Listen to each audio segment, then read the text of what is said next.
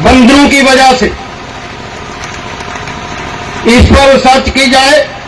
दोस्तों बड़ी गै खुशी वाली गल है कि किसान मेला 2025 तहसील सुंदरबनी ब्लाक अथल बी मरचोला के बीच बड़ी गै धूमधाम कन्नै करवाया गया है। किसान मेले के इस मौके पर जम्मू थमां एग्रीकल्चर डिपार्टमेंट के वाइस चांसलर होंदे कन्नै कन्नै एग्रीकल्चर डिपार्टमेंट की सारी टीम मौजूद ही। इस मेले के बीच मती गिनतरी च लोकें हिस्सा लैता ते अपनी प्रदर्शनी की सांझा किया ते कई सारे सुझाव भी महकमे के सामने रखे न। यह मेला राष्ट्रीय स्वयं सेवक संघ के योगदान पासिया आयोजित किया गया है। इस मेले च सुंदरबनी कालाकोट विधानसभा क्षेत्र के विधायक श्रीमान ठाकुर रणधीर और मुख्य मेहमान के तौर पर मौजूद रहे न। बाखर थमां रिटायर मास्टर रमेश और भी मौजूद है। इस मौके पर पूर्व VDC मास्टर बालकृष्ण जी और किसानों की समस्याएं की महकमे के अफसरों ने साझा किया है। आओ देखने इस सारे कार्यक्रम की सर्च की जाए। मैं as a sarpanch, as a BDC chairman agriculture के टूर के लिए हिमाचल में गया था। हिमाचल की तर्ज पर यहाँ सोलर सिस्टम जो है, सोलर फैंस लगवाने का प्रावधान किया था।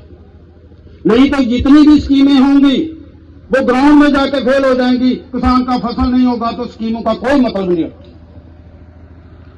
दूसरी बात सर ये है, गवर्नमेंट कि कुछ पॉलिसीज ऐसी हैं जो आपके हायर ऑफिसर्स जो पॉलिसीज बनाते हैं वो किसानों के लिए माफक नहीं होती।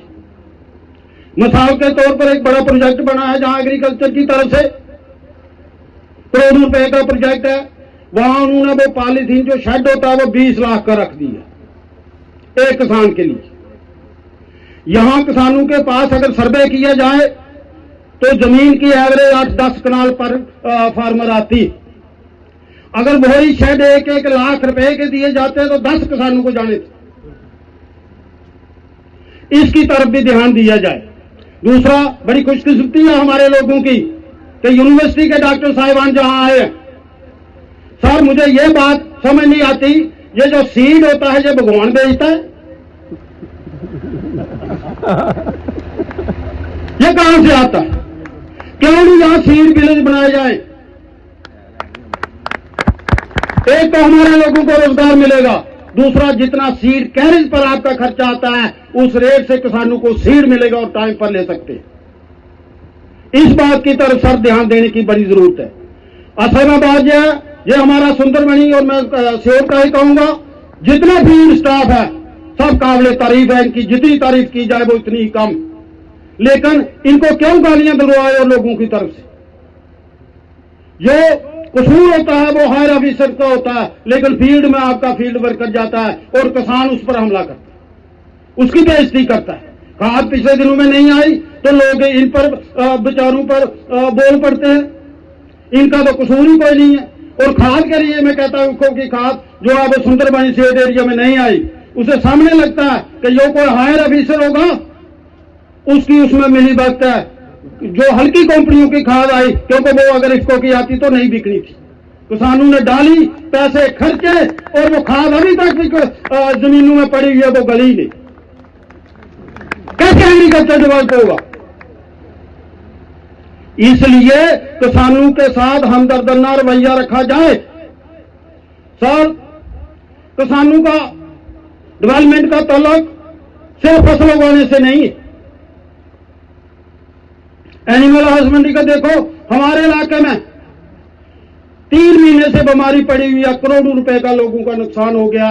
किसी एनिमल हस्बेंड्री के पास कोई दवाई नहीं है, कोई कुछ नहीं है। क्या करेगा किसान? 1.5 लाख 2 लाख रुपए का एक जानवर आता है।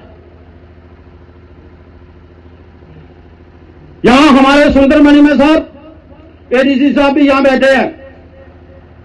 सुंदरबनी में करोड़ों रुपए का रेशम की खुटियां बनती थी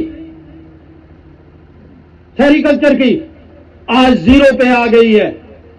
क्यों? कि जो किसानों को बीज सप्लाई किया जाता है वो सब स्टैंडर्ड है, और जब किसान वो खुटियां तैयार करता है तो उसके जो है वो रेशम के कीड़े मर जाते हैं। इतनी बदबू होती है कि वो किसान अपना मकान का खाली करने के लिए निकालता है, वरना कोई और एजेंसी उसे खाली करने के लिए अगर हम अपने सफाई कर्मचारी भाइयों को भी कहेंगे तो वो भी नहीं करते। और इसकी बात क्या है, सिर्फ एक दो आदमियों की गेम है। वो कंपनियों से सब स्टैंडर्ड बीज खरीद लेते हैं और किसानों को मर देते हैं, जिससे हमारे किसानों को बहुत ज्यादा नुकसान हो रहा है। यहां तक इरिगेशन का डिपार्टमेंट का तल्लुक है, सलेरी नहर, छज्जा नहर, स्योट नहर, तीनों की तीनें बंद। करोड़ों रुपए वहां पर लगे हुए हैं, वहां पर स्टाफ काम कर रहा है, तो क्या उम्मीद रखेंगे हम हमारे किसान के इनकी डेवलपमेंट के लिए कोई काम हो रहा है? तो शायद मैंने वक्त ज्यादा ले लिया है। तो ये बंदर जो है ये पूरा एग्रीकल्चर खेत कर चुके हैं। और दूसरी बात, हमारे इलाके में छोटे छोटे जो नदी नाले हैं, थोड़ा थोड़ा पानी जा रहा है।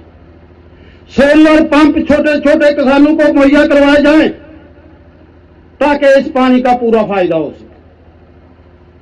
ऐसे टूल्स जो किसानों को जरूरत है वो दिए जाएं, ना कि डिपार्टमेंट की मर्जी से दिए जाएं। तो मैं लास्ट में आपसे यही रिक्वेस्ट करूंगा कि अगर किसानों को डेवलप करना है तो सर सीड विलेज तैयार किए जाए जहां पर। क्यों कि वो जो सीड यहां तैयार होगा वो टेस्टेड होगा, सर्टिफाइड होगा कि इस इलाके में ये तैयार हुआ है, इस इलाके में अच्छी पैदावार दे सकता है। बाकी जो भी डिपार्टमेंट, सरकार की तरफ से कोई कमी नहीं है। यूनिवर्सिटी डॉक्टर्स भी करके नई नई चीजें पैदा करती हैं, लेकिन फील्ड में लागू नहीं होती, उसका मतलब कोई नहीं रह जाता। तो मेरी आपसे, आपने मुझे टाइम दिया यहां बोलने का, गरीब आवाम की आवाज को रखने का वक्त दिया, इसके लिए मैं धन्यवाद करता हूं। लेकिन कैंप आगे भी लगते रहे, बड़े बड़े कैंप लगे, या एनिमल वाले भी आए, दूसरे भी आए, कैंप लगाए, बात की, हमने भी खूब हल्ला किया, हमारी बात सुनी और बाद में असर नहीं होता। तो मैं उम्मीद रखता हूं, और खासकर चीफ एग्रीकल्चर ऑफिसर साहब काफी एक्टिव नजर आते हैं, और इनसे भी उम्मीद रखता हूं कि वो हम किसानों की मुश्किलात की तरफ ध्यान दे। क्यों कि अब वो पुराना किसान नहीं रह गया है, अगर कहीं जाग उठा तो मुश्किल हो जाएगी। जय हिंद, जय भारत।